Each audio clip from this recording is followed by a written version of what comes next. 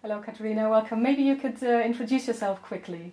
Okay, I'm Katerina Zourou. I'm working at the University of Luxembourg. I'm a postdoctoral researcher there. And parallel to that, I am the project manager of the Language Learning and Social Media Network and the newly started Web2 LLP project. I'm working being a researcher also in a second life. I am doing research on collaborative language learning. Hello, welcome, Katerina. I've read a bit about you in your bio, and maybe first of all tell me where your personal interest in language learning comes from. I mean, is it purely professional, or did you, for example, grow up in a multilingual household? Okay, so I was born in Greece and I did my studies there, and then I moved to several European countries.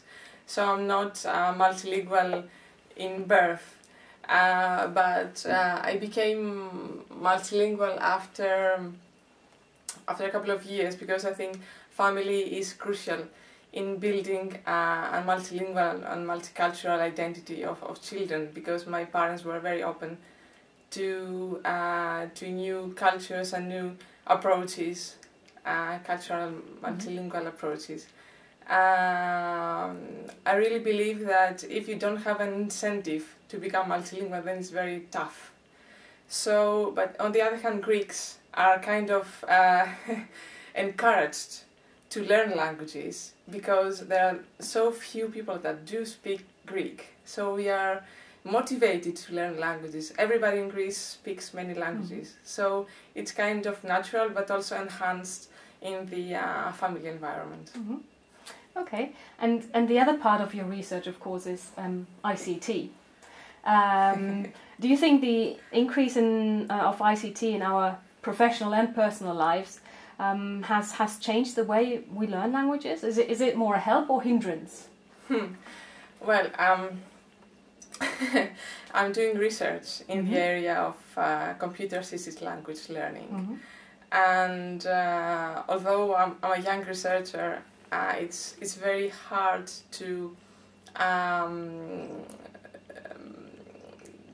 say in which direction or how do things evolve. I remember when I started my master's studies, we didn't have things like social media. We didn't have even expected that things on the technological side would develop in this way. So it's very early, and I would say rather unprofessional to say in which direction things will be oriented in a couple of years. And also the potential of ICT in language learning now, this is also something very subjective. But I think ICT changed a bit our expectations about languages and also our practices on languages in ways that even language teachers couldn't imagine. Because I think with ICT, and especially with social media now, people are very open to do or to behave in modes and in ways they believe they are good for them. So classrooms and teachers are a bit unprepared on the ways of using ICT for language learning.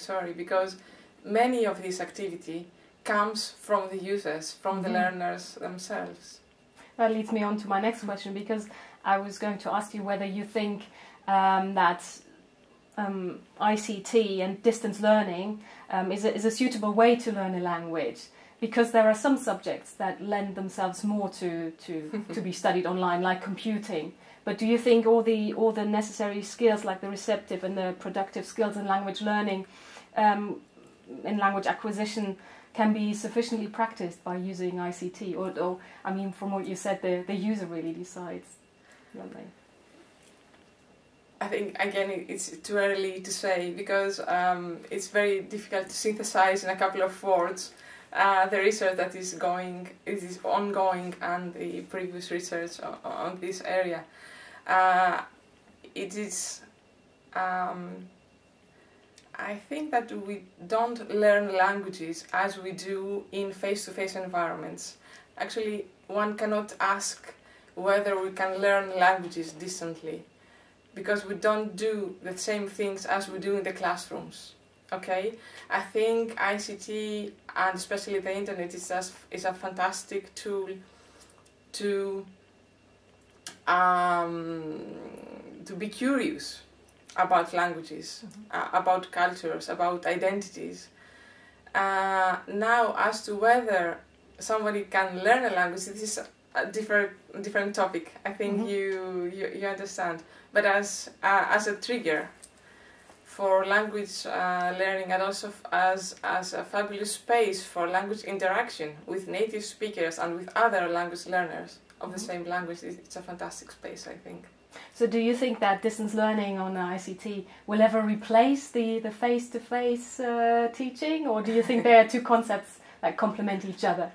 Definitely, I think the discussion is a bit outdated, whether computers will replace teachers. We had this fear in the 70s, perhaps. This is not in this current set of questions and discussions anymore.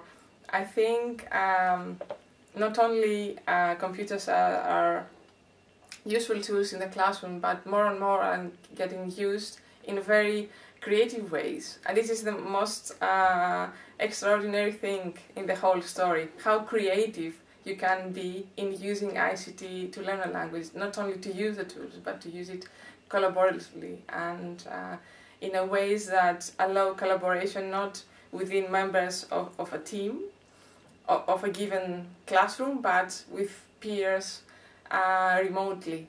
I'm giving just an example of the e-twinning program, which started as just an idea, and now it's huge, because actually it's very engaging for classrooms to communicate and to do projects collaboratively through computers, but also all of these telecollaborations between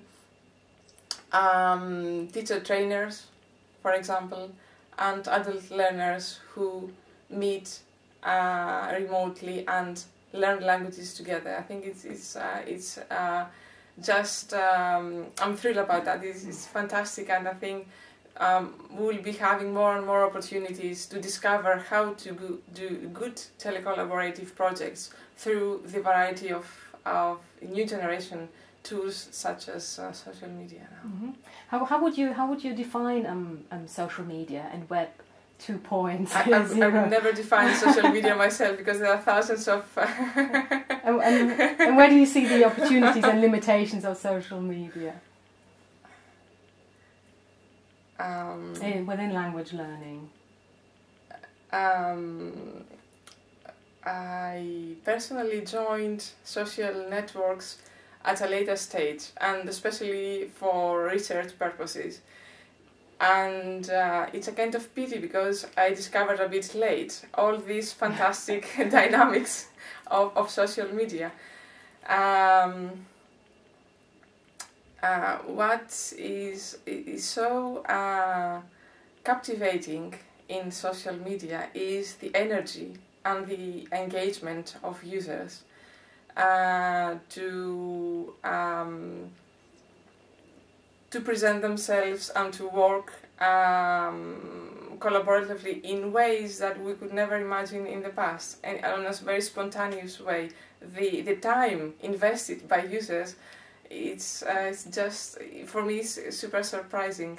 I would never expect this, but I think it's because people can adapt social media to the idea that they have about themselves. So the question of identity is crucial here. I think it opens the door for people to really present themselves as they wish, and to and building on this personality to act as they wish and to engage in the ways they thought of. So you think it's very much user-driven, if you like, the choice of social media, or is it just a perception that nowadays there is an emphasis on collaborative learning? I feel that often people are encouraged to work collaboratively, to join online communities, to contribute to joint projects, to collaborate in wikis and things like that. Is it just a perception, or is there more of an encouragement to contribute and share online rather than reflect alone? We cannot say that because somebody is using the social media, it collaborates with a group. There is a distinction to be made. One thing is working collaboratively. You can do it with pen and pencil here. You can do it on a forum. You can do it on social media. But this automatically does not say that by using social media you do work collaboratively with someone. There's lots of individualism on social media. I'm just thinking of the concept of networked individualism by Wellman, who is a researcher, a Canadian researcher, and works on social media. I would never associate social media to collaboration. Okay. It enables collaboration, but it doesn't automatically mean collaboration. Okay. And where do you see language learning in 20 years? Are there any new any new concepts, any new technologies emerging? I cannot say. Is there a tendency? Perhaps what I would really like to see is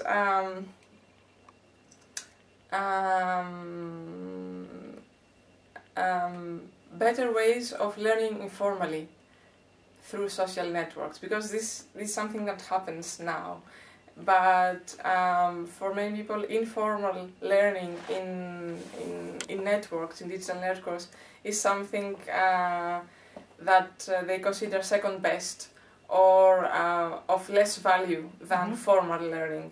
And I would really love to see how we can encourage informal learning, how we can validate it without losing the creativity and the spontaneity that goes together with informal learning. Because the danger for me is to formalize the informal and try to, let's say, domesticate, you see, all this wildness and spontaneity on the networks.